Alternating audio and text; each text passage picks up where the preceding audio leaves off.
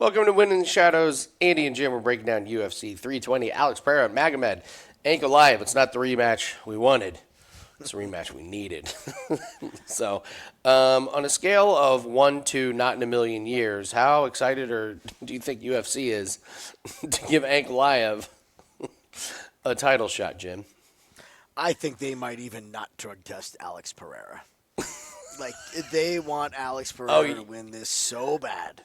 You were going there. I was going if Ankalaev beats him, they're going to make him run it back again. That's what I was thinking was going to happen. So, all right, guys, we're going to break down every fight, and then at the end we're going to do our woulda, coulda, shoulda, and our parlay buster. 5% best bet just went up, and we'll tell you about that. We have a promo code for a discount on that. But we start with Veronica Hardy and our girl Brogan Walker. My girl Brogan Walker, I watched all through Ultimate Fighter and then watched her get decimated by Juliana Miller. And then, do you remember how we lost money on Lucindo versus Brogan Walker? Do you remember this? Did we take her by finish, or did we get burned in another fight? So we took Lucindo by finish. Lucindo is beating the brakes off of her, and it turns out at the end they're best friends. Yes, this is when we really committed to the friend theory. This is when, like, afterwards, it was like why is Lucindo not pounding her head through the mat? Then they get up and they hug and laugh, and then they're friends. And it was like, oh, we just bet on a friend to finish another friend. That would have been nice information to know. So, huge favorite here, Jim. It's Hardy. My only decision is it Hardy by finish, or what are we doing with this one? That's my concern with taking this fight to go the distance. And I know, everybody's gonna say, Jim, just take the women's fights to go. Just parlay it. Just stop. I'm really nervous that Veronica late could get a submission. I just think that Brogan Walker, her skills are so much poorer than Veronica Hardy everywhere. Isn't she younger? How old is Veronica? Well, Brogan Walker's 36 and hasn't fought in over 2 years. Yeah, we got like a 6-7 year difference. Veronica's not even 30 yet. Yeah. That's pretty wild to think about anyway. She's got loads of experience. It's just a 2-year layoff. She could come out and lay those gloves down in the octagon after. This could be a retirement fight that nobody's talking about. Why do you come back after 2 years off at 36 years old? Either money or a send-off. One of the two. Either way, you're going to get motivated to better her career. A send-off. A Brogan Walker send-off. Everybody wants a send-off, buddy. Everybody wants a send-off. You may be right. You know, everybody does. Veronica Hardy, she needs to be out-physical to be beaten. It's not Brogan Walker. Not exactly a physical specimen, Brogan Walker is. I think it's Hardy, and watch out for the sub. Just watch out. Be careful with this over 2.5. I'm with you 100%. I mean, do you know the difference in size between Eduardo Mora and Brogan Walker? Yeah. So I kind of like where Veronica Hardy's been at. She beat Juliana Miller, so we have a common opponent here. Mm-hmm. Jamie Lynn Horth, split decision, but I think we both like Jamie Lynn Horth. She's a tough fighter. Yeah, J.J. Aldridge is a tough fighter. And then Eduardo Mora, I mean, that was just the size difference was way too much there. So it's Veronica Hardy. I got to tell you, I like the finish. Maybe Brogan Walker comes back after 2 years and is like, I've been working my ass off in training, and look at me now. But, boy, when you haven't fought since April of 2023 and now all of a sudden here's a random fight, I find it hard to believe that you've been like, I'm going to take 2.5 years and train and then fight again at age 36. This is a real stretch. I think it's Hardy by finish. I'm guessing that we're going to hear something about, hey, Brogan, what have you been doing? Oh, I hurt my shoulder. Oh, we get injury, new business. We really need to hear the presser, if we get any information from Brogan, on what she's been doing for 2.5 years. We can get a really good tidbit there. I imagine it's not training with the Dagestanis in the mountains. All right, we move on to Brahimaj and Austin Vanderford. I'm interested in your take on this one. Where do you land? So I don't know if we can call this a side hustle for Vanderford.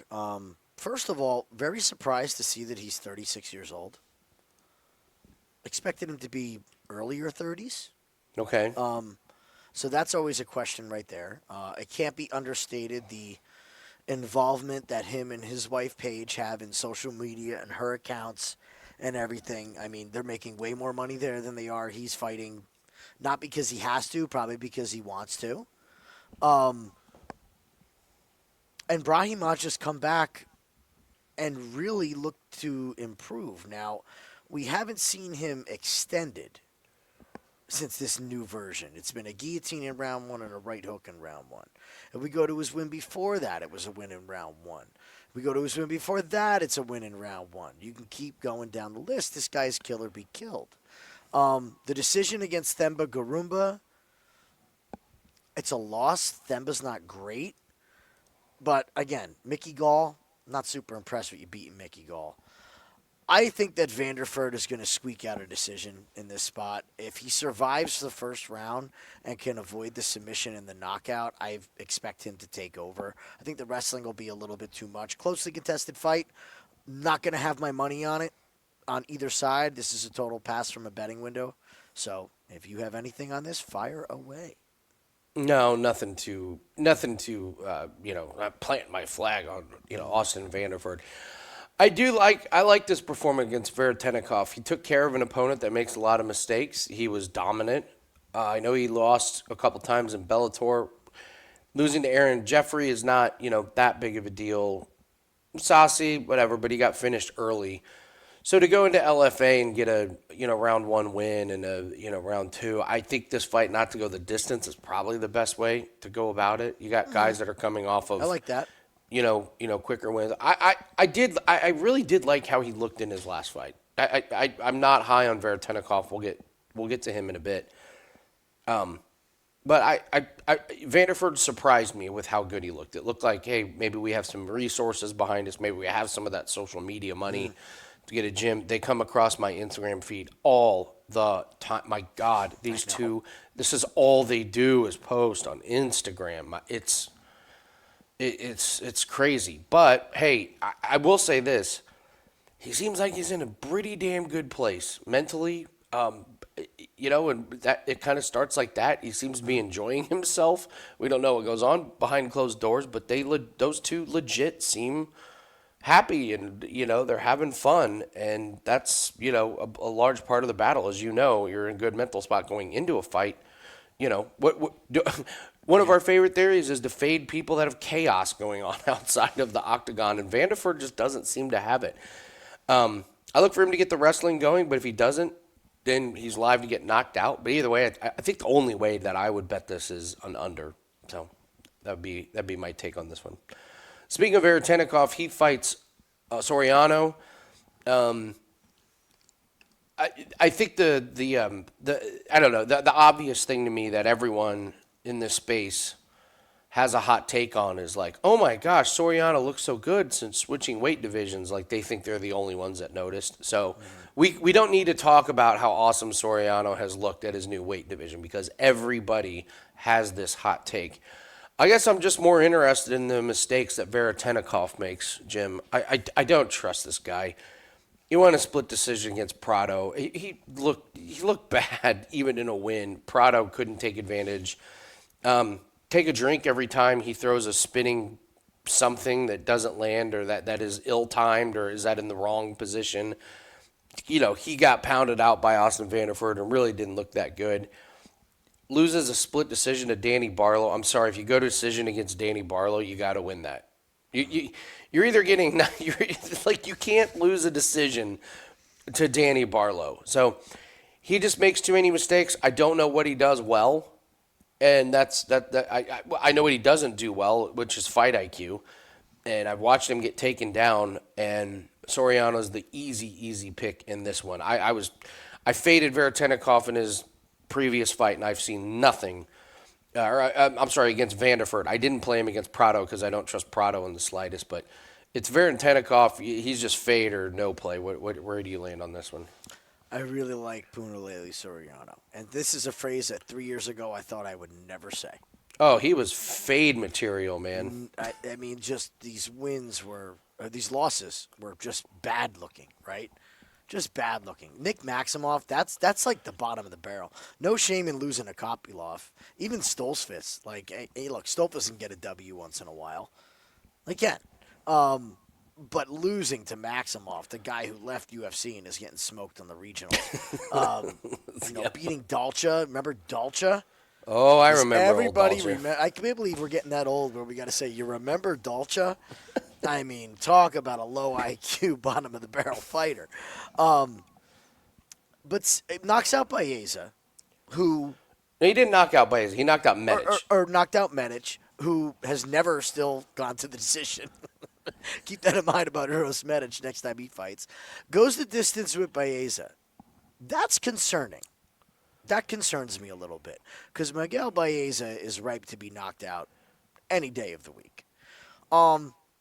Veretennikov is more likely to be knocked out than Miguel Baeza. I really like Puna in this spot. I think he wins. I think he wins by finish. If there's any morsel of the wrestling, it's over. It's over. Veretennikov cannot wrestle, and he puts himself in horrible positions while wrestling, like when he turned his back to Vanderford and gave up, went belly up. That's kind of the end of it with a power puncher on your back. So give me Puna. Little sprinkle on the Puna by finish. We move on to our boy, Patchy Mix, and Jacob Wiklacz. Wiklacz, I believe is how you pronounce it. Let's go with that. Okay. I predicted chaos in this one, but Patchy Mix, he laid a complete egg in his last fight.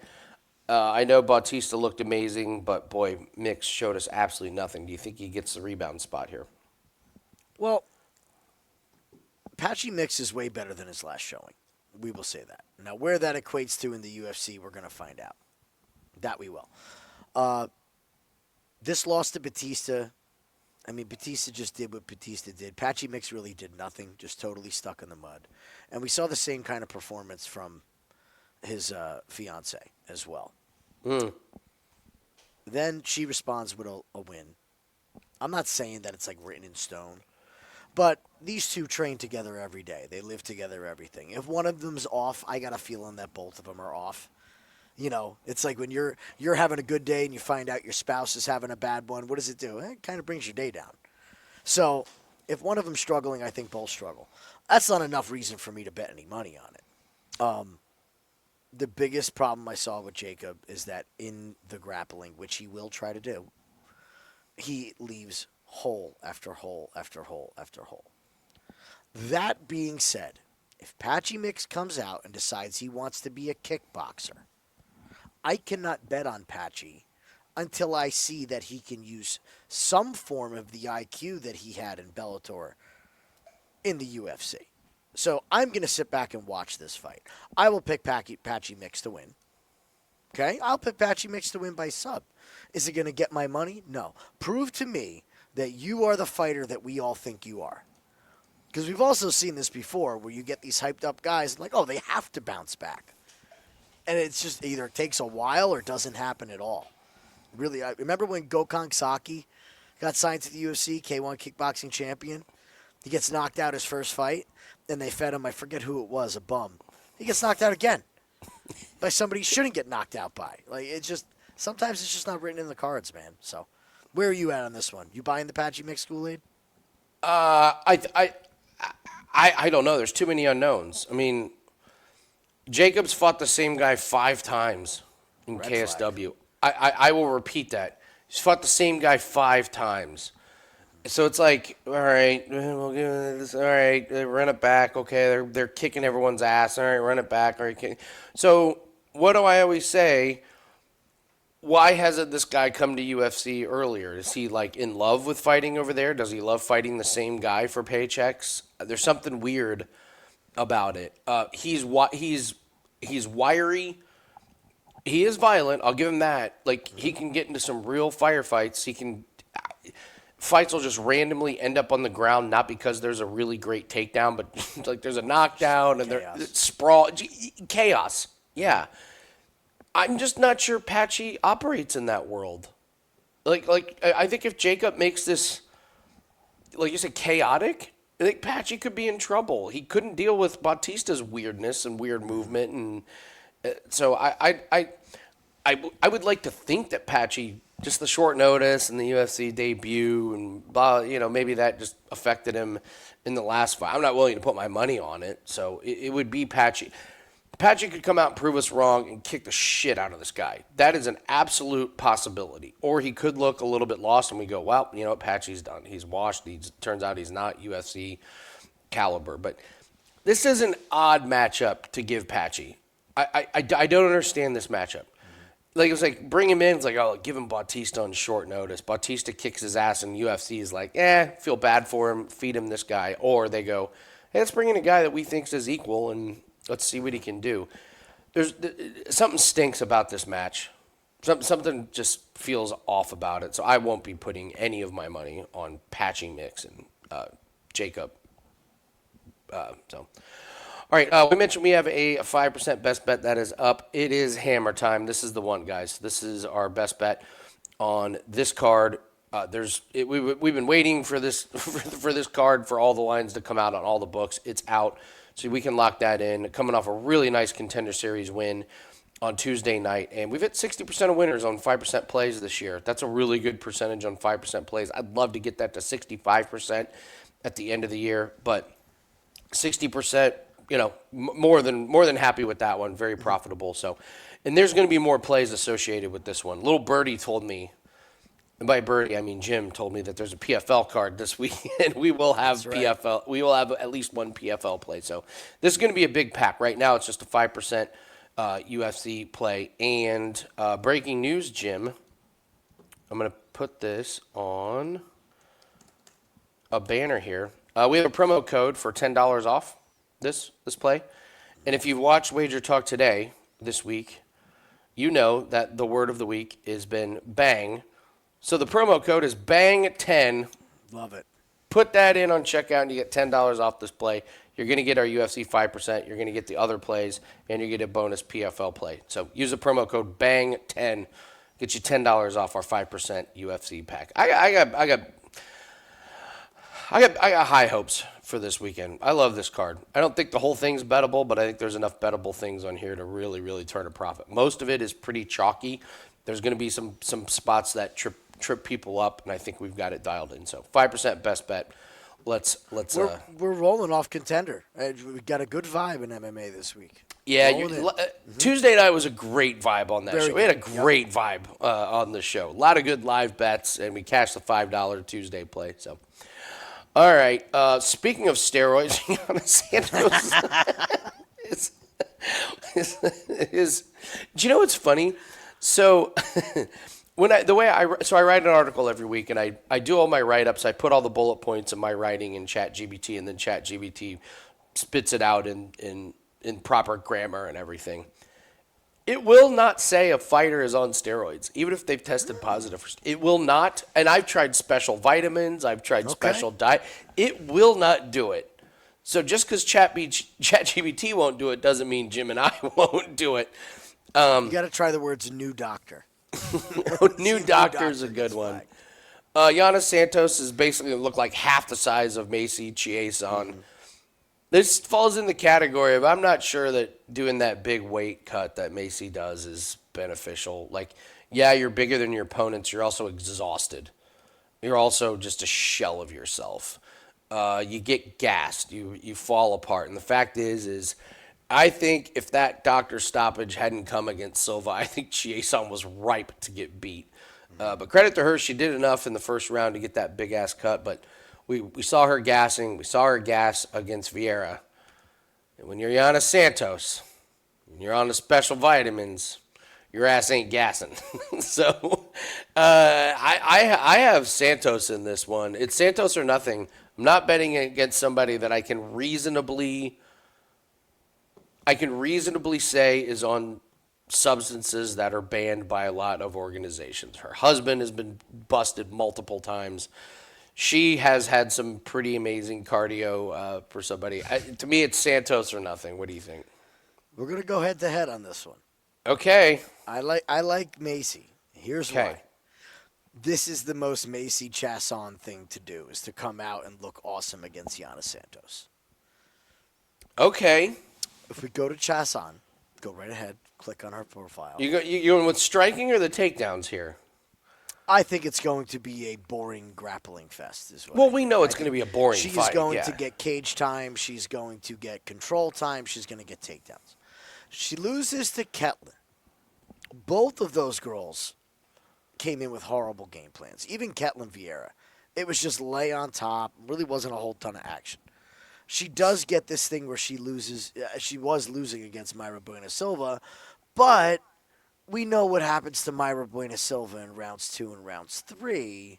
So I leave a little bit more of a question than you do in that one. I feel like she was about to steal one from Bueno Silva at the end there. You know, the old split decision on a women's MMA fight.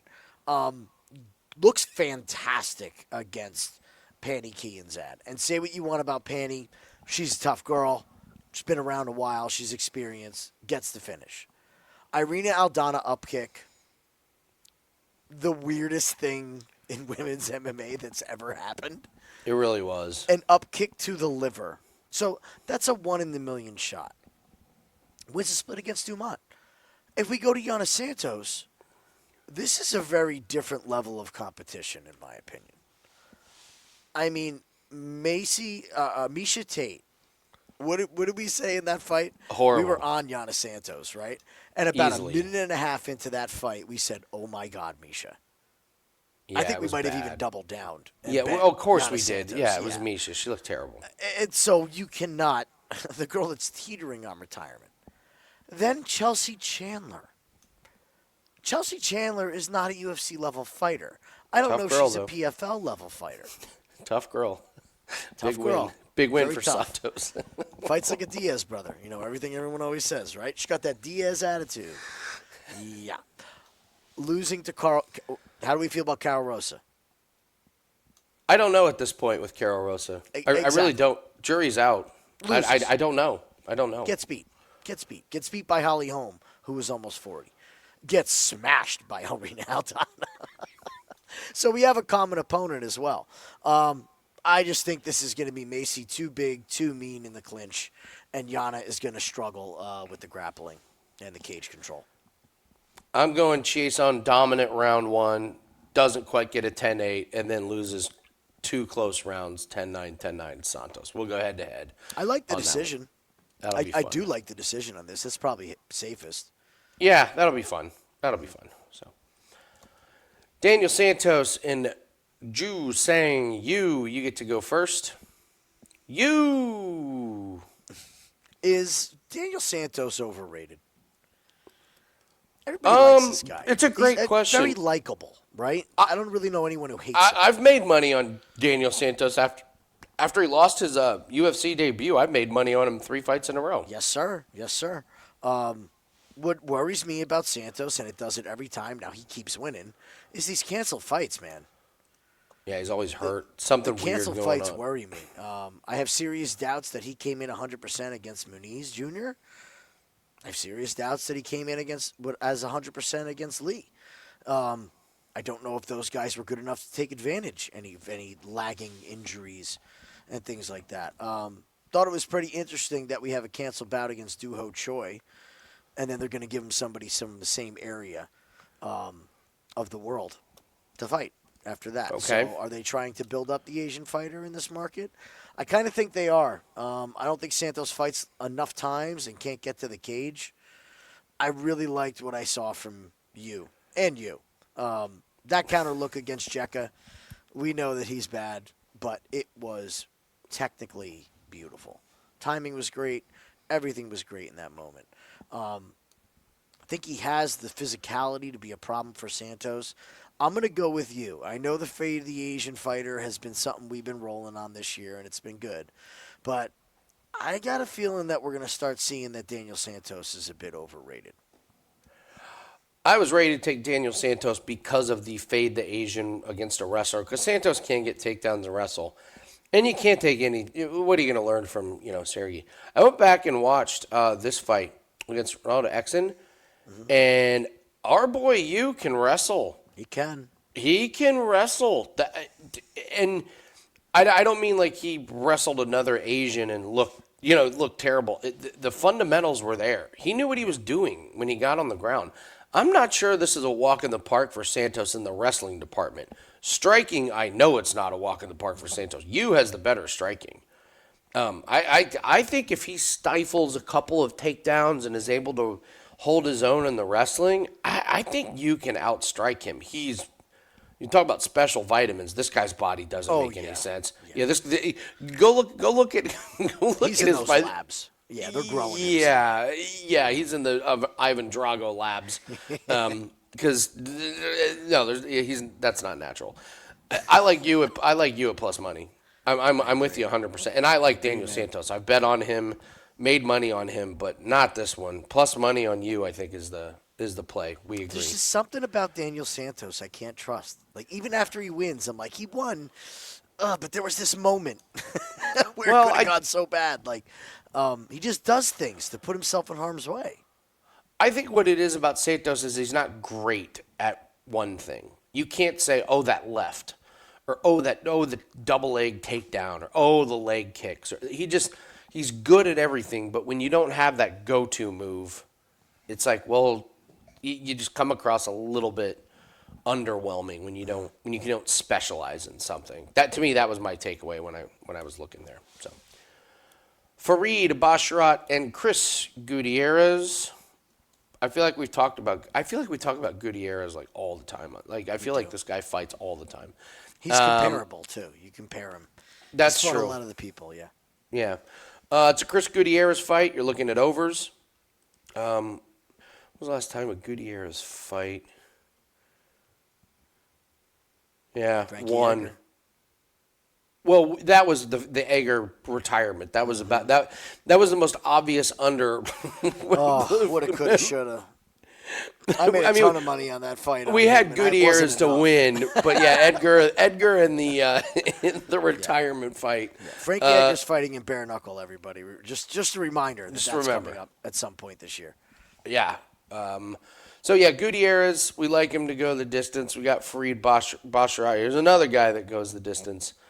What's your take? We got Basharat is a massive favorite. So I was, we were all on board talking about the Gutierrez over, right? I am a little worried about the grappling of Basharat for Gutierrez. I think really, really, I am. I would love to parlay this up and take Basharat by decision, and I still might. I need to see them face off. If Gutierrez can show that he's got some kind of a bit of a physical advantage over Basharat, because the Basharats are not big fighters. They're very lean. They're very string beanie, if I'm being honest. Yeah, their heads are massive compared on their teeny little shoulders. They don't have that knockout power. I think a lot of it is because of their build.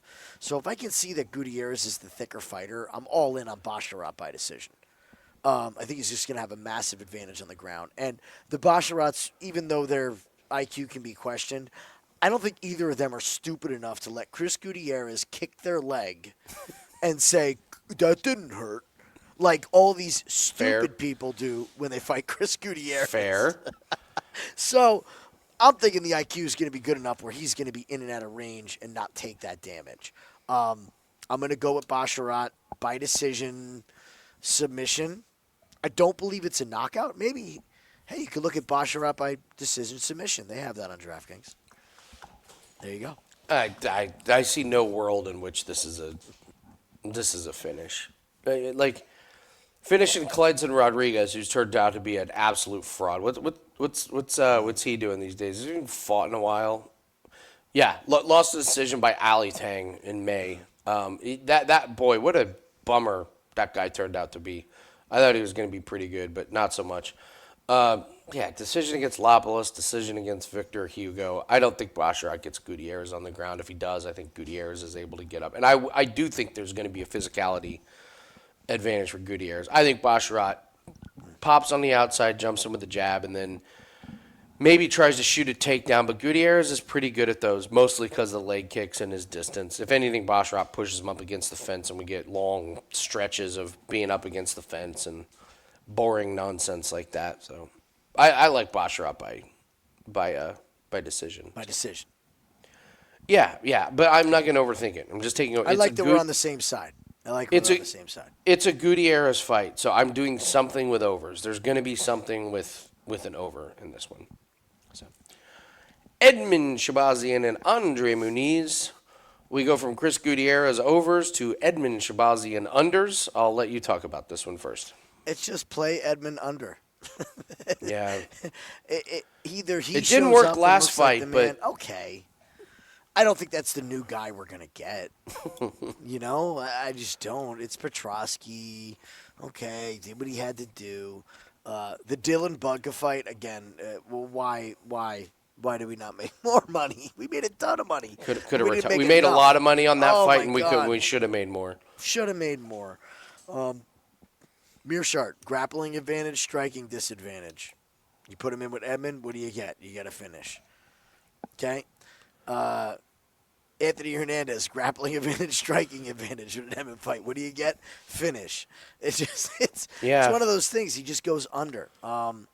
It's Muniz wild is this not guy a good fought fighter. Imavov. It is, right? It's wild. I saw that. Yep, and he got finished by a guy who doesn't finish a whole lot. So I am going to lean Shahbazyan. What I'm worried about is that Muniz somehow, in his busted self, falls on top of Edmund. He's going to have to fall on top of Emmett because Andre Muniz does not shoot good takedowns. He is a jiu-jitsu nerd to a T. To a T. And we've seen him try to get in these clinch situations, and you know what happens when he does? He gets knocked out. He gets hurt. Yeah. So I will lean Emmett in this spot. I love this fight not to go the distance.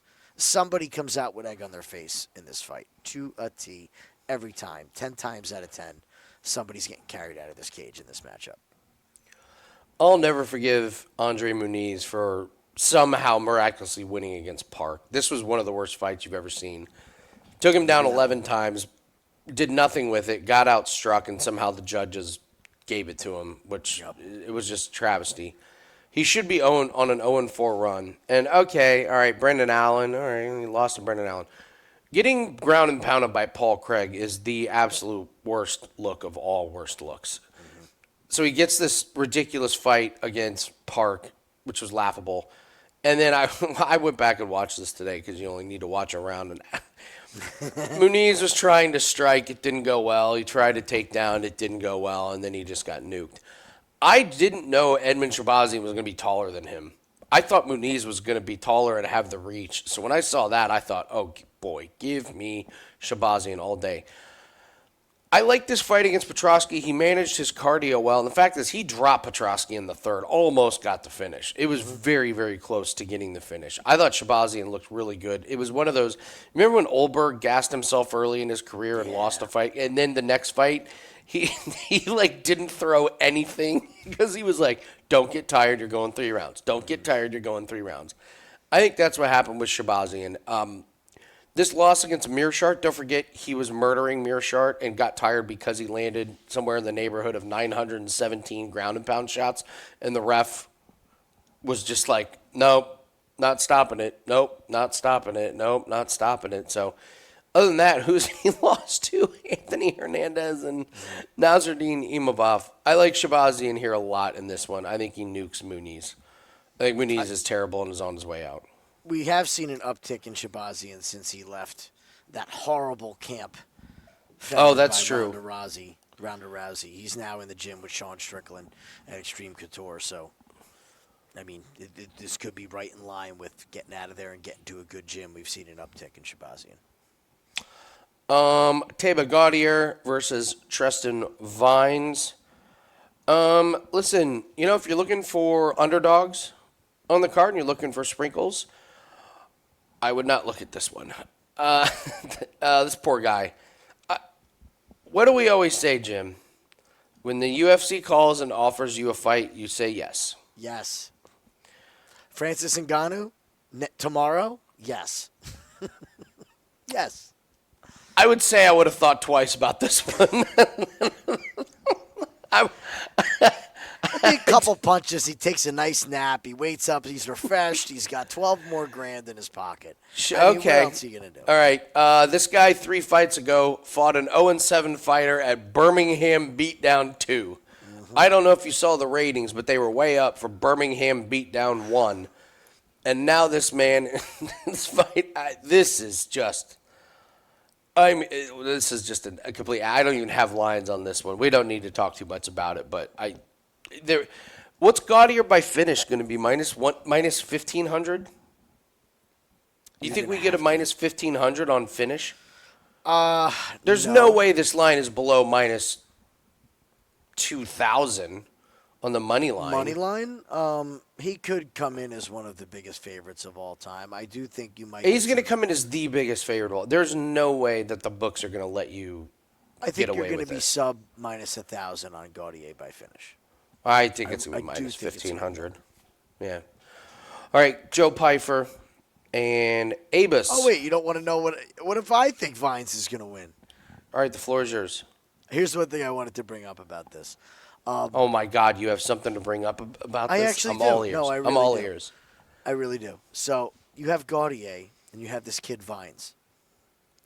You have to look and see when they're feeding these guys. Is there any way in which it's a situation where it's like, we're just going to keep you on the card, we're going to be friendly? We've talked about this. The last-minute replacement fighter, the knockout artist who hasn't gone 3 rounds. Okay. I know where you're going with this. Where, again, like you said, finish is going to be minus 1,000. Are you that confident in it? If it was the original matchup, are you that confident? Is this going to be, I don't want to kill this man who kept me on the card? This is why I think you have to look at the fighter. I think Gautier's the kind of guy where it's like, I'm going to finish you, but I'm probably going to club and sub you in this situation. I'm not going to kill you. Like some of our guys on Contender that we've had this year, if they get a short notice fight, they're going for murder. They're going to want to kill you. Yes. Yeah, this just, again, tread lightly. I think you go and look at your time props, and maybe we'll have some value in time props. Yes, Gautier is the one that will murder this guy. Look at his fights. Come on. Round 1, round 2 on Contender Series. Round 1. Yeah, he's not messing around. All right, Joe Pyfer. I got to say,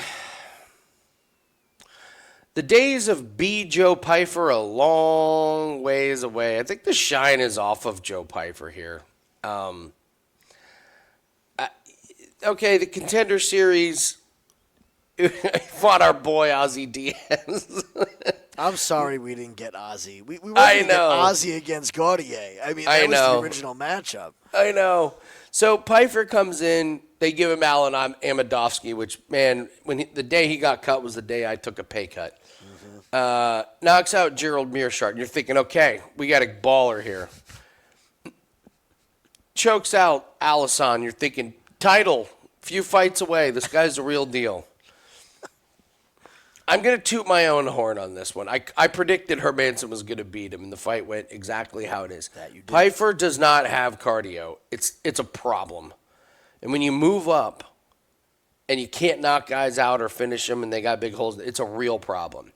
So he comes back and he knocks out Barrio. Okay, this was a really uninspiring win from him against Gastelum. Like, not a lot of volume. He was bigger than Gastelum. Gastelum's a tub of shit in the fight. It just I think he's hit his ceiling. I'm not sure what he's great at when you're fighting guys that are top 20.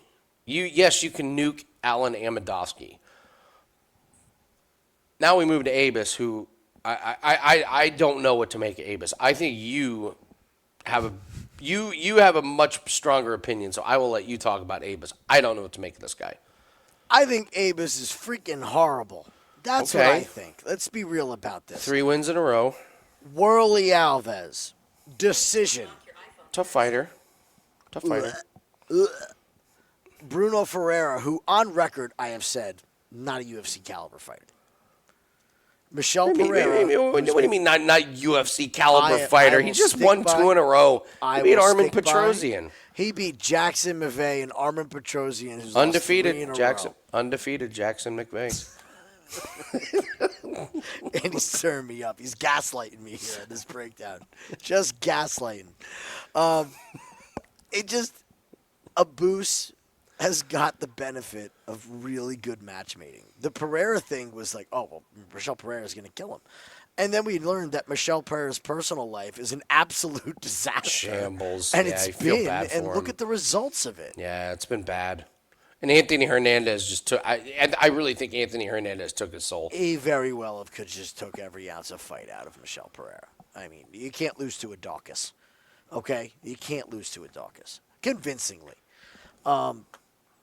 I think this is Pyfer exposing Abus.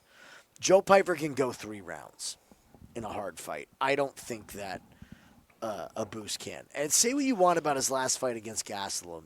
Nobody finishes Gastelum. It's really hard to finish Gastelum. And he goes to decision. And he makes everybody work in that 3rd round.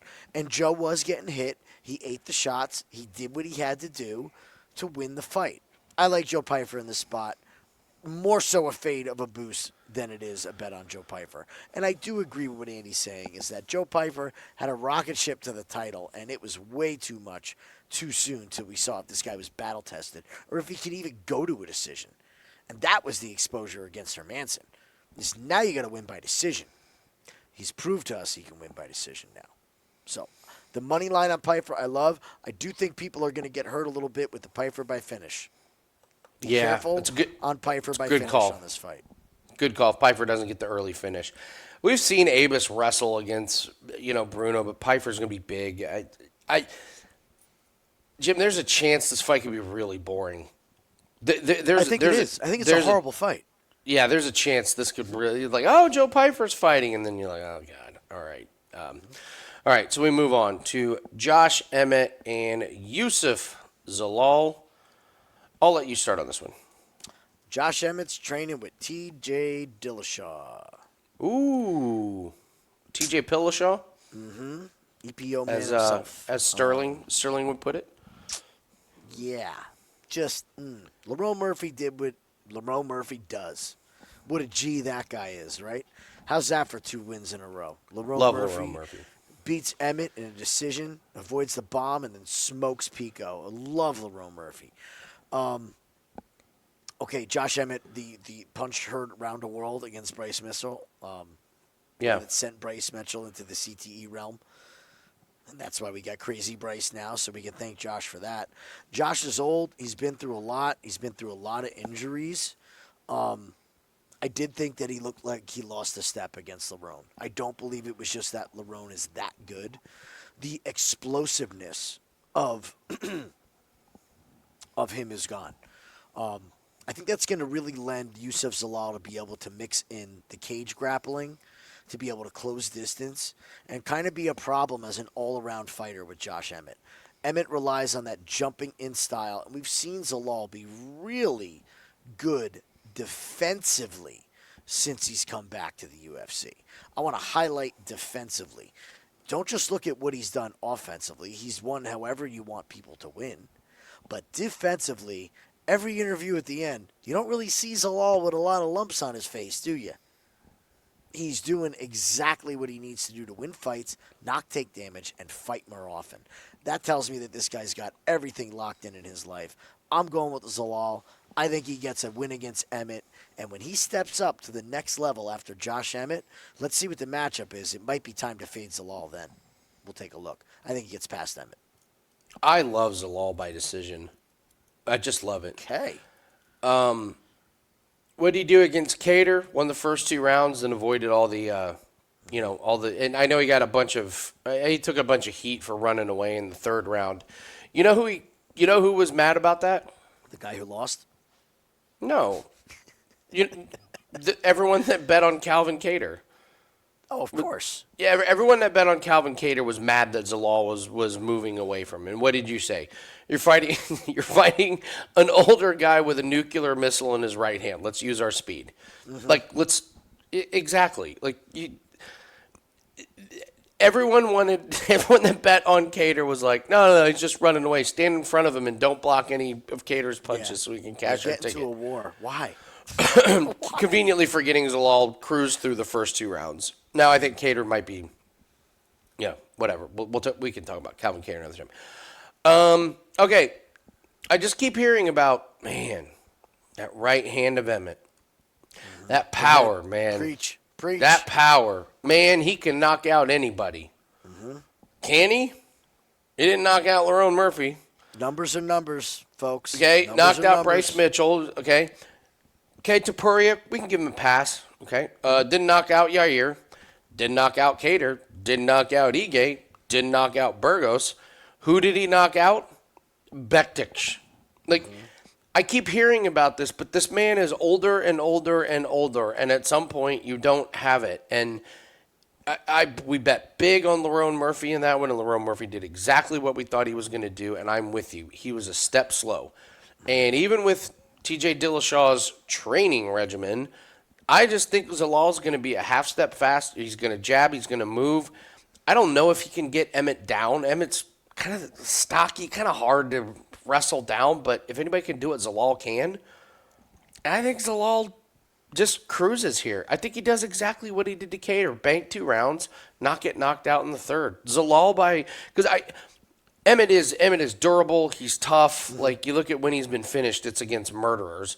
And Zalal's just not that. Like, Zalal's a, kind of a point fighter once he gets up into a certain level. If he's much better than his opponent, yeah, he'll finish you, but I don't think he's that much better than Emmett. I think Zalal's youth compared to Emmett, his speed compared to Emmett, his takedowns and his trajectory up are just going to be way too much. I think this is an easy Zalal by decision on this one. I normally don't say, take one method of victory, but when we do our method of victory, I will tell you Zalal by decision is going to be high on my list of things to take. So, all right.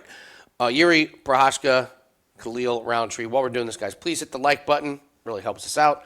Leave us a comment. Tell us who you like in the comment section. Tell us what's your best bet. Tell us if you disagree with Jim. Don't say if you disagree with me. Just Jim.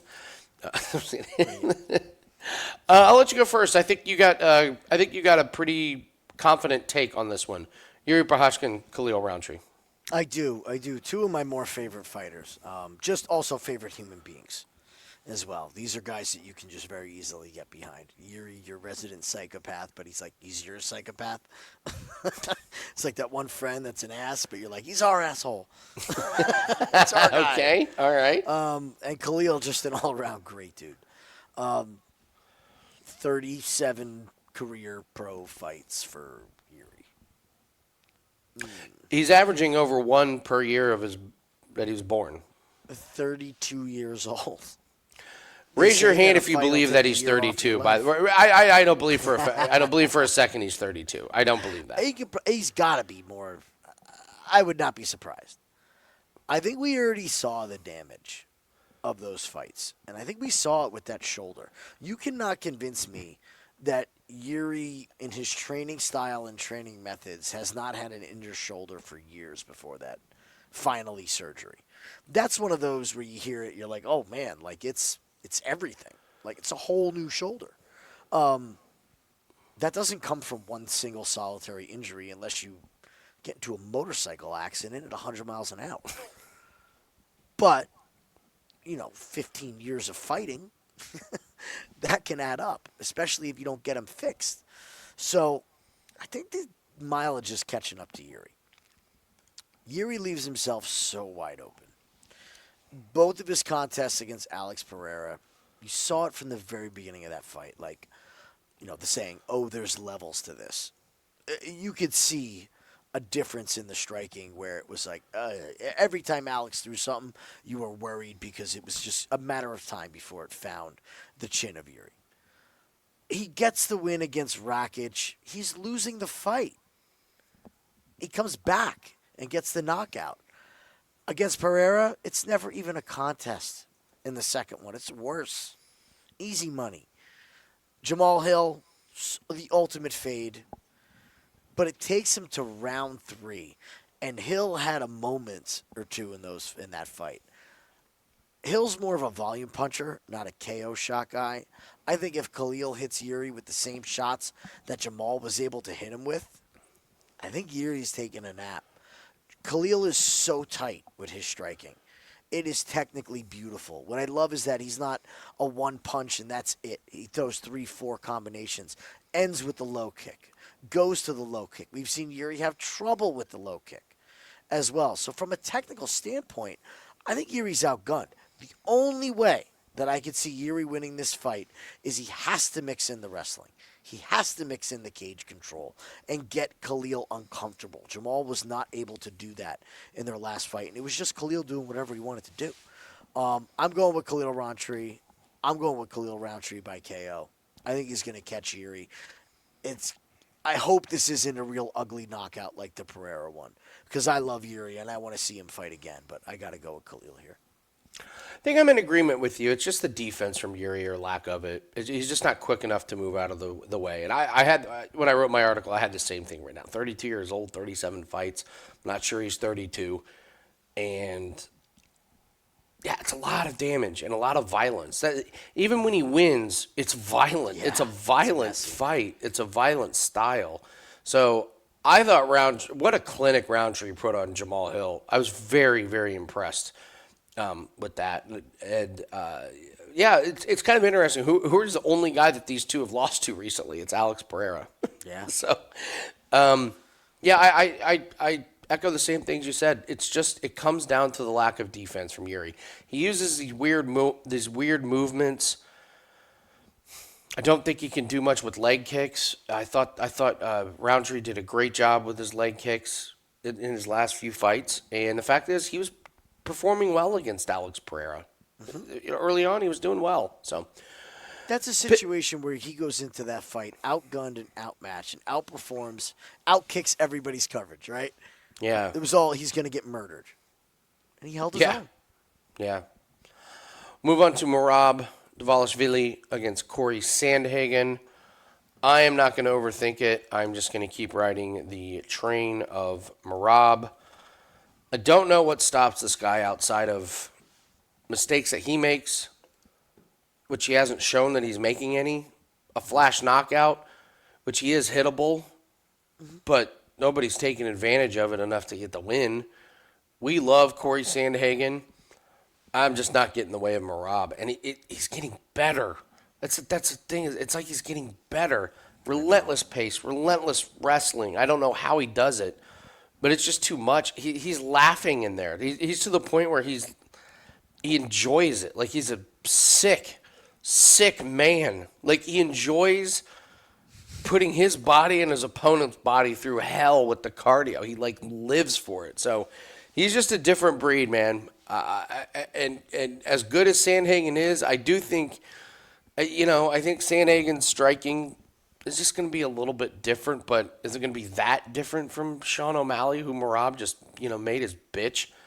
I don't know. Sandhagen, takedown defense has gotten better. He's got a lot of get up, but it's like Merab almost loves it when his opponent gets up just so he can take him down again. So Merab's going to just crowd the pocket. He's going to get in there, and I think he's going to frustrate Sandhagen. And Sandhagen's not going to get a chance to use his weapons from range. It's Merab all day for me. What do you think? I'm a little higher on Sandhagen than you are. We love Sandhagen. We love him. Yeah. But I know it was a knee injury for Fig, but man, we bet big on Corey Sandhagen in that fight. We loved it. Here's the beautiful thing about Merab and Merab's fights is you can bet Merab fights live. It's probably one of the best things ever this year since Merab has gone to this title run is they just keep giving you in round 3 the best odds of the fight on Merab. It's true. And we're just It's hitting true. the championship rounds. I mean, how many times have we hit Merab in round 3? Hit him in round 4, even if it's minus 200. You're like, he's got the cardio. The other guy's dying on the stool, and Merab's laughing. Merab's planning where they're going to dinner afterwards. Yeah. They continue. He's talking to Dana White in round 5. Dana, you're like, I can't believe this guy's still moving. It's just been a cash cow to bet Merab after round 2. You're getting plus money against Umar. You get plus money live. You can go down them all, man. Against O'Malley, it was like, oh, O'Malley's going to knock him out late. He's going to get tired. Cejudo. All right, he's a great number. Round 2 again. Okay, I'll take it. Corey, my heart is going to hurt if Corey loses this fight, because that's how much of a fan I am of Corey Sandhagen. I'll give everybody a little. Go up and look up what Corey Sandhagen did with his OnlyFans. I mean, it's perhaps one of the funniest stories. The man made so much money on an OnlyFans. Go look it up. But I am going to side with you and say Merab is going to eke out a decision. I do believe this fight is going to be very close fight, just like the Umar one. But take Merab in 4 and 5. All right. Once again, use the promo code BANG10, BANG10 to get $10 off our 5% best bet pack. Gets our 5% big play. You're going to get all plays that come with it. We got a couple other plays we're going to put with it, including PFL. We got a good PFL card that starts on Friday, but let's get to the main event. And then we're going to do our woulda, coulda, shoulda, and our parlay buster. Magomed, Ankalaev, and Alex Pereira. The UFC is excited and terrified about this fight. I don't see what changes, man. I'll be honest with you, Jim. I'll go first here, and I'll just tell you. I think Alex Pereira, I think his best days are behind him. He saved so many fights for UFC. He did exactly what the company asked him to do. He comes back from this loss against Adesanya. This was a weird fight against Jan, but then, finishes Yuri, finishes Hill, finishes Yuri, finishes Rountree. That's just a lot of weight cuts, and it's just a lot. It's a lot of activity at that level, fighting those guys. And I just went back and looked at Ankalaev. He didn't look like he was all there. Low volume, trying to manage his cardio. I think it's going to be a repeat. And Ankalaev did such a good job of maintaining the distance, jumping in with leg kicks, jumping in with jabs, but staying out of the way of that big right hand. Ankalaev is just different. Khalil Rountree wants chaos and wants... He's going to go in there to fight. Yuri, he's going to go in there to fight. Jamal Hill doesn't know how to not get blasted in the face. So Ankalaev doesn't care if people think he's boring. That's the thing. This isn't Carl Williams. Ankalaev's just going to jab, kick, wrestle, and I think it's going to be a boring fight. And it would be very, very on brand for UFC to have UFC 320 on a stat card to have to be the worst fight of the night, be the main event that lasts 55 minutes, where Ankalaev wins 4 rounds in a boring fashion. And then UFC's trying to figure out how they can weasel out of the Ankalaev business, because it's not going to be good. It's not going to be good if Ankalaev continues to have to. I mean, can you have Ankalaev be your big selling point on your... No, he's one of the most marketable fighters on the roster. That's what I mean. He's in the main event. I don't even think the Russians care when Ankalaev fights. He's a zero draw. He's a zero draw. Zero. Nobody cares. The fact that if he's not fighting Alex Pereira, this cannot be the main event of a card. It might be the opener on the main card. It might be the prelim main featured fight. A lot of other fights I'm more interested in seeing than Ankalaev. Yeah. But in the end, Ankalaev just cares about winning. This is a betting show. That's who the pick is. I just don't think Pereira's got it in him anymore. And kudos to him. He did amazing work. Like, that run that he went on was really, really something. But I just thought in his last fight, I was like, uh-oh, he's slowing down. And it's just too many weight cuts, too much wear and tear. Am I wrong? I don't necessarily think you're wrong, but I'm going to read you a couple quotes. Okay. Ankalaev. I do not respect Alex Pereira anymore. I used to, but not the way that he's acted. Glover Teixeira. Alex is going to start off way faster than he did the last time. He was cautious and worried about the takedown. His grappling is good enough. He's coming for the knockout early. It's early or nothing. Okay. Alex Pereira. Obviously, he's going to say, I'm going to knock you out and get my belt back. That I understand. I do think some things change in this fight. Not because of those quotes. Also, Ankalaev, was it confirmed that he was injured? kept saying that he was injured. I was fighting at the first 40%, like like he some keeps weird saying stuff. It, but Yeah. no confirmation. So say he was injured and he comes in healthy. Say Pereira really is going to come out and start fast, and I think he is. I don't think really Alex is very interested in losing a decision.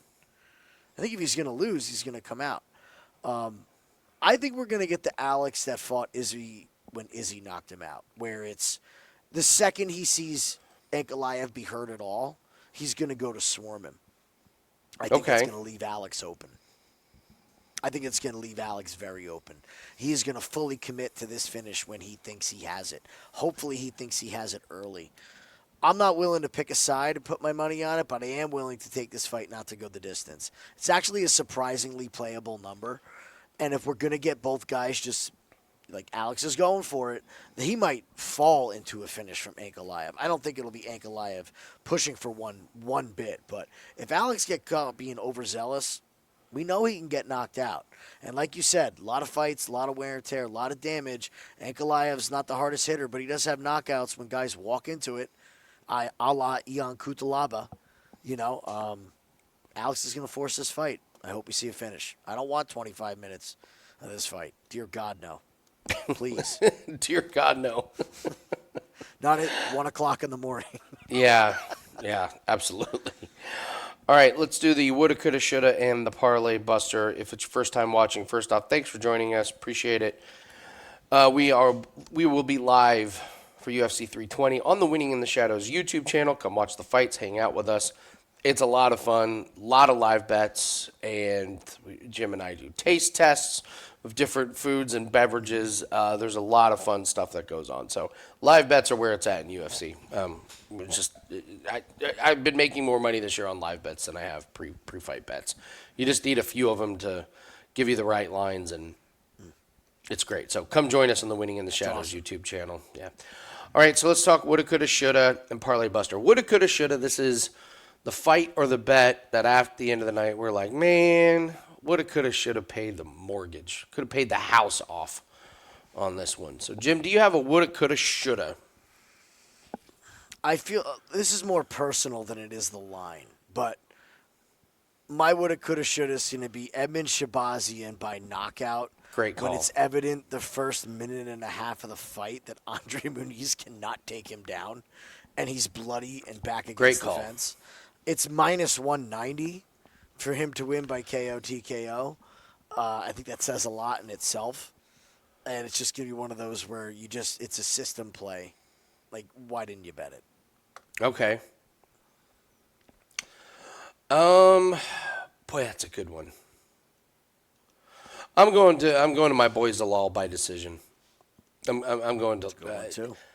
I don't think Emmett catches him to knock him out. Zalal's good on defense. He's good at point fighting and winning rounds. I think he's going to do the exact same thing to Cater. Or I think he's going to do the same thing to Emmett that he did to Cater. So Zalal by decision. I think we're going to be sitting there going, obvious pick. All right, parlay buster. Ton of massive favorites on this card. There's a lot of parlays on this card. They're not all going to hit. Or are they? What is going to be the parlay buster here, Jim? So I'm looking at it as what is going to be the fight that the most people lose their money on. Okay. There's one thing that we've noticed this year in all sport is that the can't miss, everybody's on it. Guess what? It's missing. Okay. It's missing in all sports, okay?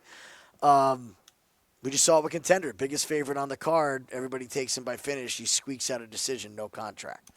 So we're looking at this main event. Who's going to be the most parlayed? I don't think that Merab loses. I think he can beat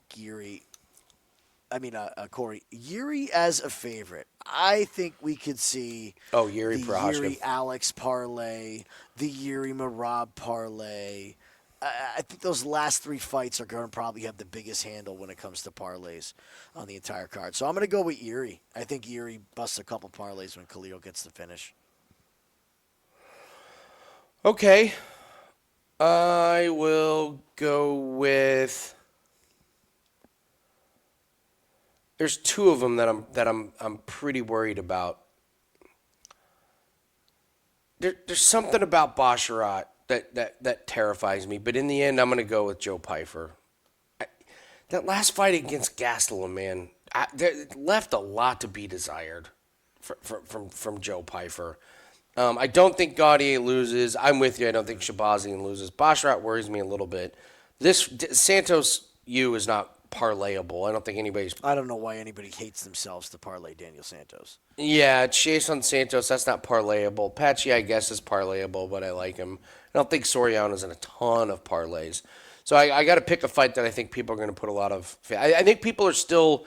I think people are still remembering Pyfer from way back when. And if you and I agree that this is low volume and this is a like boring fight, you don't want to leave it in the hands of the judges. And I worry that Abus is going to do something kind of get him on the ground, steal around here or there. I'll go with Joe Pyfer as the parlay buster. I can't say it's my most confident parlay buster ever, but the other one I was going to go with was the Hardy and Walker over. That's a great one. Should I change tricky. it? No. Okay. Well, you can talk about it. Go ahead. Actually, I actually do believe in this one a little bit more than Pyfer. We just saw Bisping rank fighters 1-1 on Tuesday. You can most certainly have 2. Go for it. Okay. Brogan Walker's atrocious. Last time we saw her, she's laughably atrocious. Yeah. The only reason she didn't get finished in both of her UFC fights was because she happened to be friends with one of the other fighters, Lucinda, who's a murderer, who's probably going to be fighting for a title soon. And you got Veronica Hardy, who has a great coach, who knows how to wrestle and be over aggressive. I think people are just going to pencil in a Hardy and Walker fight to go over, and I think Walker's that bad that she can get finished. 36 years old off a 2.5-year layoff. Yeah. So I'll take that as a parlay buster. I think everyone's going to say, over. Just throw it out, tacking onto my favorite play. And all of a sudden there's Hardy choking Brogan Walker's head off. So I can't believe we're seeing Brogan Walker again, Jim. That was a name I did not. I had completely forgotten about. I was like, Retirement. She was so bad. Retirement. After an illustrious 0-2 career. Never know. Yeah. All right, that's going to do it for us. Thank you so much for joining us. Hit the like button, leave us a comment, tell us what bets you like, tell us if you agree or disagree with anything on the card. And again, use the promo code BANG10 to take $10 off our 5% best bet bag. One of my buddies, his dad worked with Diamond Dallas Page as a bouncer at, I believe it was Hooters. DDP? He was a bouncer at a Hooters in Tampa. And, that sounds about right. and I think that's how the story goes, and that's how he was discovered. So somebody watched him throw like a couple people out by himself and was like, "Hey, you should get into wrestling," and that's how Diamond Dallas Page got his start. I'm not saying that's exactly. I'm not saying that's the exact story, but I did know somebody that worked with Diamond Dallas Page as a bouncer, and that's where he was discovered before his wrestling career. So, leave in the comment section. And you get the diamond cutter. Boy, leave in the comment section if you know the story about Diamond Dallas Page, because I think I butchered it a little bit, but yeah, I'm pretty sure it was a bouncer at a Hooters in Tampa. So, all right, thanks very much, guys. Good luck on all your plays. We'll see everyone later. Take care. See you Saturday.